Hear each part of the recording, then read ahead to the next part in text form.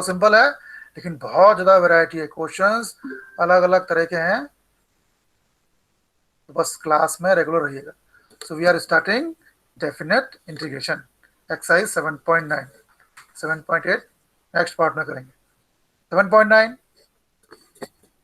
It comes under definite integration.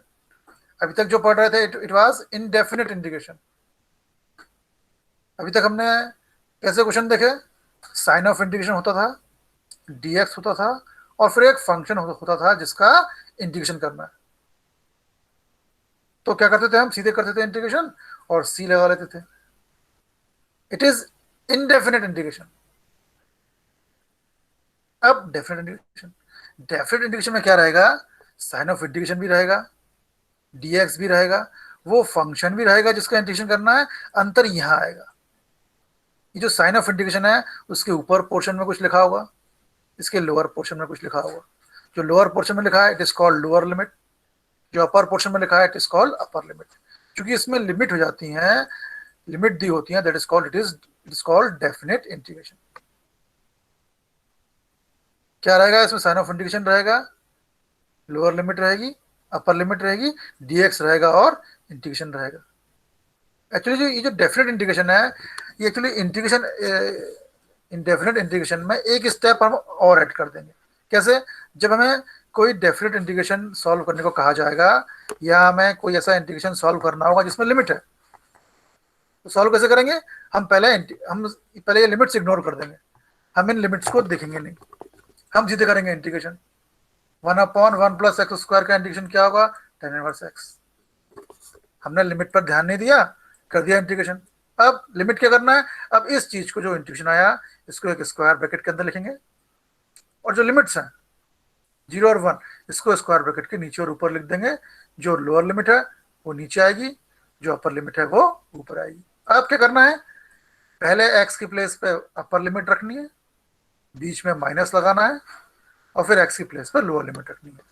तो tan inverse लिखा मैंने, एक्स की प्लेस पे अपर लिमिट 1 आ गया, फिर बीच में माइनस लगाया, tan इनवर्स फिर से लिखा, बस जहां एक्स था वहां लोअर लिमिट रख दी। पहले एक्स की प्लेस पे अपर लिमिट, बीच में माइनस, फिर एक्स की प्लेस पे lower limit. tan inverse 1, tan 1 कब होता है, π/4 पे, तो tan 1 की जगह लिख दूंगा π/4। 0 कब होता है, tan 0 0 होता है, तो tan इनवर्स से 10 कट गया, यहाँ आ गया π/4, माइनस tan इनवर्स से 10 कैंसिल हो गया, आ गया 0, तो ये आ गया π/4। तो इंडेफिनेट इंटीग्रल और डेफिनेट इंटीग्रल, डेफिनेट इंटीग्रल में हमें इनडेफिनेट इंटीग्रल की एक स्टेप एक्स्ट्रा करनी पड़ती है। हम पहले इंटीग्रेशन करते हैं, फिर उसमें लिमिट रखनी पड़ती है। कैसे, एक्स की प्लेस जहां एक्स होता है या जो वेरिएबल होता है वहां पर अपर लिमिट रखते हैं, फिर बीच में माइनस लगा के जहां एक्स की प्लेस पे है वहां लोअर लिमिट रखते हैं। समझ में आया बेटा, क्लियर हुआ। इंटीग्रेशन करना है, इंटीग्रेशन एज इट इज करना है, फिर इंटीग्रेशन करने के बाद एक्स की प्लेस पे एक बार अपर लिमिट आएगी, बीच में माइनस आएगा और फिर लोअर लिमिट आएगी। ठीक है समीप, क्लियर, आकृति बेटा क्लियर। यस। अभी कर रहे हैं 7.9, कल करेंगे 7.8। इसकी एक एक्सरसाइज है बेटा 7.11, उस एक्सरसाइज से एक बड़ा क्वेश्चन लास्ट ईयर तक 6 मार्क्स का बिल्कुल पक्का पक्का आता था, अभी भी आएगा। तो एक्चुअली अब रूल क्या है, क्योंकि आप मैथ्स पढ़ रहे हो और सपोज आप किसी ऐसे जॉब के लिए इंटरव्यू में गए जिसमें मैथ्स से क्वालिफिकेशन हो, या जो इंटरव्यू बोर्ड में बैठा हुआ है वो मैथ्स का स्पेशलिस्ट है, तो वो आपसे हो सकता है इंटीग्रेशन की डेफिनेशन पूछ ले। अगर वो इंटीग्रेशन की डेफिनेशन पूछता है तो आपको बोलना है integration is reverse process of differentiation. और वो बोलता है नहीं भाई, मुझे तो डेफिनेट इंटीग्रेशन की कृष्णा, मुझे तो डेफिनेट इंटीग्रेशन की चाहिए डेफिनेशन, तो आप उससे ऐसे बोलोगे क्या, if F is a continuous function in a close interval A B and F, capital F be the anti derivative of small F. Capital F क्या है, एफ का एंटी डेरिवेटिव मीन्स फंक्शन का इंटीग्रेशन है। Then integration of F X between A to B is क्या होगा, F का integration किया, F आया, स्क्वायर ब्रैकेट लगाया, नीचे ए ऊपर बी, फिर एक्स की प्लेस पे बी रख दो, माइनस एफ की प्लेस पे लोअर लिमिट रख दो। जब भी आपसे कोई कॉम्प्लेक्स डेफिनेशन किसी जॉब में समीप पूछी जाएगी तो बजाय ओरली ओरली बोलने के आप उससे बोलो sir give me a paper, और पेपर पे आप पूरा ये लिख दो, कुछ नहीं करना है। क्या बोल रहा है, स्मॉल एफ एक फंक्शन है जिसका इंटीग्रेशन करना है, जो क्लोज इंटरवल में डिफाइंड है, मतलब इस इंटरवल की कोई भी वैल्यू रखने पर ना तो इसमें रूट में माइनस आ रहा है ना अपॉन में जीरो आ रहा है, और इस एफ का इंटीग्रेशन कैपिटल एफ है। तो A to B F X D X function का इंटीग्रेशन क्या होगा, एफ का इंटीग्रेशन एफ आ गया, एक्स की प्लेस पे upper limit minus lower limit रखनी है, ठीक है। हम फंक्शन का करेंगे इंटीग्रेशन, हमें इसको एक्सरसाइज में लिमिट दी होगी, हम फंक्शन का करेंगे इंटीग्रेशन जैसे हम पहले की एक्सरसाइज में करते हुए आए थे। इंटीग्रेशन करने के बाद स्क्वायर ब्रैकेट में रखेंगे, नीचे लोअर लिमिट ऊपर अपर लिमिट, और फिर एक्स की प्लेस पे पहले अपर लिमिट और फिर लोअर लिमिट रख देंगे। देखो जरा, ये तो क्या कर दिया मैंने, एक तरह से हम एक नया चैप्टर कर रहे हैं, डेफिनेट इंटीग्रेशन। आप कई बुक्स में देखोगे डेफिनेट इंटीग्रेशन कई अलग अलग चैप्टर में दिया था। जैसे आर डी शर्मा में वेक्टर के उसने 3 चैप्टर दिए, जबकि हमारी एनसीईआरटी की टेक्स्ट बुक में केवल एक ही चैप्टर है। ऐसे ही आर डी शर्मा में डेफिनेट इंटीग्रेशन भी 2 चैप्टर में दिया हुआ है। चलो क्वेश्चन 1 देखो, लिमिट दी हुई है -1 से 1, फंक्शन दिया है x + 1 dx, और हमसे कहा जा रहा है कि इंटीग्रेट करो। कोई बात नहीं, पहले हम लिमिट को नहीं देंगे, पहले जो फंक्शन दिया है जो dx + 1 जो dx के साथ लिखा है पहले से करो इंटीग्रेशन। x क्या होगा, x² 2, 1 का होगा 1x या x, पहले आप इंटीग्रेशन कर लो। लीजिए x का मैंने किया x²2, 1 का x किया। अब ये लिमिट है, ये स्क्वायर ब्रैकेट के बाहर लिख दो, अपर लिमिट स्क्वायर ब्रैकेट के ऊपर आएगी, लोअर लिमिट स्क्वायर ब्रैकेट के नीचे आएगी। अब ये पूरा का पूरा फंक्शन जो हमारा आंसर आया इंटीग्रेशन के बाद, इसमें जहां भी x है वहां 1 रखो, अपर लिमिट रखो, x यहाँ है x यहाँ है तो 1 रखो, यहाँ 1 का स्क्वायर बाय 2 + 1, क्या किया हमने, जहां x था वहां अपर लिमिट रखी, फिर बीच में माइनस लगाओ। अब जहां x है वहां लोअर लिमिट रखो, तो जहां x है -1, -1 का स्क्वायर बाय 2 प्लस x की प्लेस पे -1, तो -1 का स्क्वायर मीन्स 1/2 प्लस -1 मीन्स -1, बीच में माइनस आएगा, पहले x की प्लेस पे अपर लिमिट और बाद में x की प्लेस पे लोअर लिमिट। सॉल्व कर लो, 1/2 + 1 कितना होता है 3/2, या इसने ब्रैकेट ओपन किया, 1/2 + 1 -½ + 1, फायदा क्या हुआ, हाफ से हाफ कैंसिल हो गया, आंसर आ गया 2। ठीक है प्रियांश, आप इंटीग्रेशन करो, जो आंसर आए उसको स्क्वायर ब्रैकेट के अंदर लिखो, स्क्वायर ब्रैकेट के बाहर ऊपर अपर लिमिट रखो, नीचे लोअर लिमिट रखो।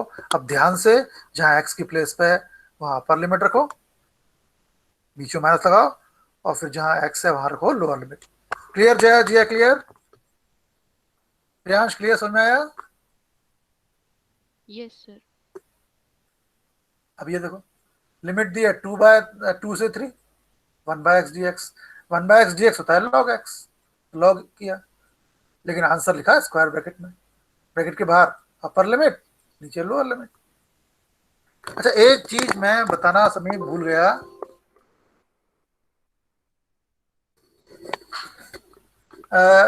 प्रकार डेफिनेट इंटीग्रेशन में कांस्टेंट आएगा कि नहीं आएगा, कांस्टेंट ऑफ इंटीग्रेशन आएगा या क्यों नहीं आएगा समीर, अनामिका, इसमें भी सी सर नहीं। क्योंकि हमने यहाँ पे लिमिट स्पेसिफाई कर दी है तो कांस्टेंट नहीं है। अच्छा आप जो बोल रहे हो वो भी ठीक है, अभी इसको इस तरीके से देखें, देखो 1/x dx, ये थोड़ा लंबी हो गया, चलो उसी को देखते हैं। 1/x dx अगर मुझे लिमिट नहीं दी होती तो इसका आंसर होता, आप जो बोल रहे हैं आदि वो भी सही है, गलत नहीं है, 1/x dx इसका आंसर होता लॉग मॉड एक्स। बेटा लॉग के अंदर मॉड सी लगाते हैं कि नेगेटिव क्वांटिटी का मॉड एक्चुअली नहीं होता, तो जब मैं इसका करता इंटीग्रेशन तो आता लॉग मॉड एक्स प्लस सी, फिर ब्रैकेट लगाता, अपर लिमिट रखता, लोअर लिमिट रखता है। ये किया इंटीग्रेशन मैंने। फिर एक्स की प्लेस पे अपर लिमिट कितना आ गया बेटा, लॉग एक्स की प्लेस पे अपर लिमिट मॉड 3 प्लस सी, फिर आदि बीच में माइनस एक्स की प्लेस पर लोअर लिमिट प्लस सी। अब आप देख रहे हो आदि जब ब्रैकेट ओपन करेंगे लॉग मॉड 3 प्लस सी माइनस लॉग मॉड 2 माइनस सी, सी से सी कैंसिल हो जाएगा, है ना। तो चूंकि डेफिनेट इंटीग्रल में लिमिट रखने के बाद कांस्टेंट कैंसिल हो जाता है, कांस्टेंट बचता ही नहीं है। ठीक है समीप, अनामिका, इसलिए डेफिनेट इंटीग्रेशन करते वक्त कांस्टेंट नहीं आएगा। ठीक है यदि आपका जो था स्टेटमेंट वो भी गलत नहीं था। क्लियर, कोई डाउट तो नहीं इसमें आकर के, क्लियर। डेफिनेट इंटीग्रेशन में कांस्टेंट नहीं आएगा। अब देखो यहाँ 1 2 3 4 टर्म्स हैं, लिमिट भी दे रखी है, कोई बात नहीं, ध्यान से करो, हर एक टर्म का पहले करो integration.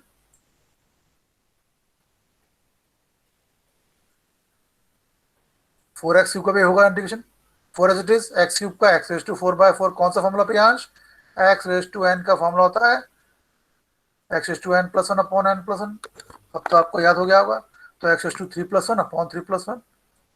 5 as it is X square का X cube by 3, 6 as it is X का X square by 2, 9 as it is 1 का एक्स। ये हमने कर लिया इंटीग्रेशन। इसको लिखो स्क्वायर ब्रैकेट के अंदर, ऊपर अपर लिमिट लगाओ, नीचे लोअर लिमिट लिखो। 4 से 4 कैंसिल हो गया, 2 से 3 ये आ गया हमारा। अब ध्यान से जहां जहां एक्स है वहां रखना है पहले अपर लिमिट, क्या है वो 2, यहां रखना है 2⁴ minus 4 5 into 2 cube by 3 plus plus 3 3 x square 2 का स्क्वायर 9 इंटू एक्स 9 इंटू, जहां जहां एक्स था वहां हमने अपर लिमिट रख दी, हो गया। बीच में माइनस लगाओ। अब जहां एक्स है वहां लोअर लिमिट रखो, जहां एक्स है वहां लोअर लिमिट वो क्या है 1, 1⁴ minus 5x cube by 3 minus 5 into 1 by 3, 3 into 1 square 9 into 1, solve कर लो 16। अब इस क्वेश्चन को यहाँ नहीं छोड़ सकते बेटा, हमें एक आंसर लाना पड़ेगा, है ना, नंबर लाना पड़ेगा। 8 5 40 बाय 3, 4 से 12 9 जो 18, फिर बीच में माइनस है लगाओ minus, 1⁴ is 1 minus 5 by 3 plus 3 plus 9। वैसे तो इसको यहाँ एलसीएम लेकर सॉल्व कर लेना चाहिए। चलिए ब्रैकेट ओपन किया, कुछ इजी हो जाएगा। 16 minus 40 by 3 plus 12 plus 18 minus 1 plus 5 by 3 minus 3 minus N, नंबरों का कैलकुलेशन किया, 16 प्लस 12 प्लस 18 माइनस 1 माइनस 3 33 आ गया।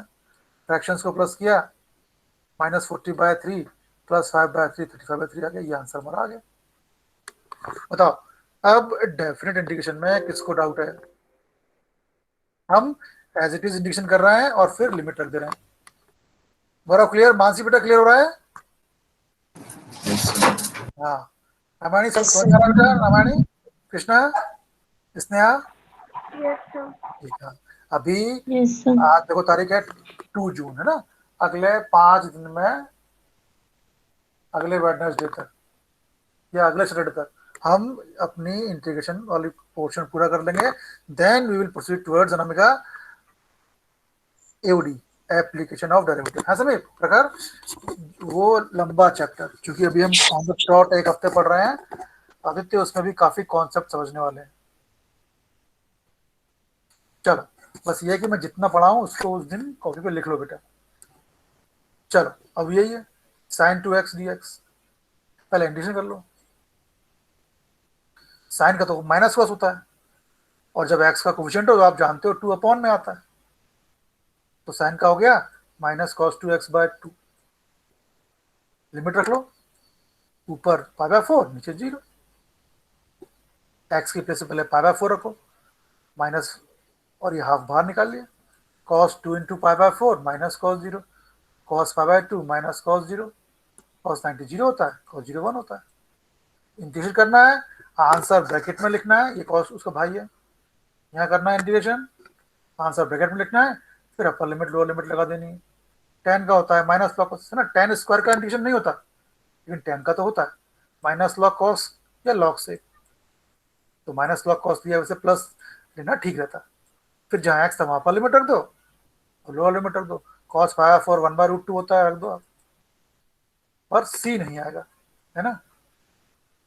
कॉसिक एक्स का भी होता है log cosec X minus cot X, bracket के अंदर रखो, फिर जहाँ एक्स है वहां पर लिमिट रख दो, लोअर लिमिट रख दो। कॉसिक पाई बाय 6 कैसे होगा, अब कॉसिक की वैल्यू तो हम याद करते नहीं है, हम तो साइन कॉस टेन की याद करते हैं। कॉसिक को 1/sin रख लो, cosec pi by 6 means cos cosec 30, cos of 30 means 1/sin 30, 1/sin 30 means 1/2, तो 2 आ गया। तो कॉसिक की वैल्यू निकालने के लिए इसको साइन में चेंज कर लो, कॉट को निकालने के लिए 1/10 लिख लो और वैल्यू हमारी आ जाएगी। ठीक है, ये भी ऐसे करना है, सीधे फॉर्मूला है, sine inverse x, upper limit और लोअर लिमिट रखो। तो ये बिल्कुल सिंपल था बेटा, एक क्वेश्चन इसका टफ है।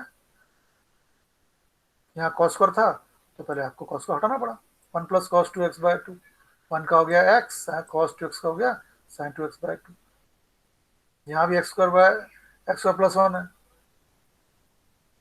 टी एज्यूम करना पड़ेगा, इसका इंटीग्रेशन होगा हाफ log 1 + x², है ना। अभी मैंने आपको टी एज्यूम करना नहीं बताया, ये क्वेश्चन 13 अभी आपको नहीं करना है, ये टी एज्यूम करने से होगा, ये मैं कराऊंगा 7.10 में।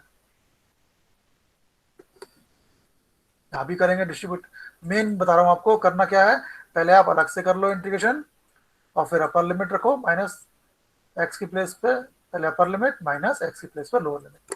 ठीक, तो इन सब क्वेश्चन में बेटा और कोई नया कॉन्सेप्ट नहीं था, एक तरह से ये हमारा आज का डेफिनेट इंटीग्रल का इंट्रोडक्शन था।